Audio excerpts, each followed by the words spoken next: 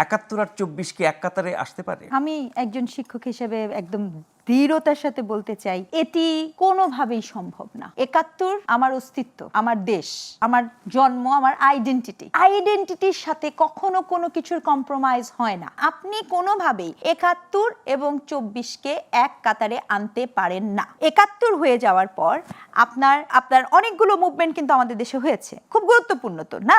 যখন আপনার গণতন্ত্রের জন্য নূর হোসেন মারা হয়েছে, ওটাও কিন্তু একটা গুরুত্বপূর্ণ মুভমেন্ট, রাইট? ২৪ও খুবই গুরুত্বপূর্ণ মুভমেন্ট। একটা রাষ্ট্র তার তৈরি হওয়ার পরে অনেকগুলো গুরুত্বপূর্ণ ইভেন্ট আসবে, সেখানে নানা ধরনের আন্দোলন হবে, এটাই কামনীয়। কিন্তু সে যখন তার জন্মের ইতিহাসের সাথে প্রশ্ন করার মতো স্পর্ধা রাখে, তখন বুঝতে হবে যে সেখানে কিন্তু আপনি কোনো কিছুকে সম্মান দিতে চাচ্ছেন না, বরঞ্চ আপনি যেটা করতে চাচ্ছেন সেটা হচ্ছে বিতর্ক তৈরি করতে। এখন তো সমান করা হচ্ছে।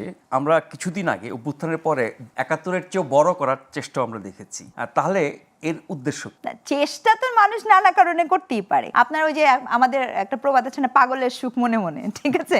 তো অনেকেই আপনার অনেক কিছু ভাবতে পারে, সেটা নানা ধরনের উদ্দেশ্য থাকতে পারে। কিন্তু এই যে ম্যান্ডেটের কথা বললেন, আমি কথা বলি বাংলা ভাষায়, আমি গান গাই বাংলা ভাষায়। আপনার এখন মন চাবে আপনি মঙ্গল শোভাযাত্রা চেঞ্জ করে দিবেন, ওকে ভালো, বৈশাখ মঙ্গলবারটাও চেঞ্জ করেন, মঙ্গলবারটাও চেঞ্জ করেন, আবার মঙ্গল গ্রহ চেঞ্জ করেন, অগ্রহায়ণ কার্তিক মাসের কার্তিক চেঞ্জ করেন। এরকম আমি আগেও বলেছি, পাগলের সুখ মনে মনে হতে পারে, সে বিষয়ে আমার কোনো সমস্যা নেই। কিন্তু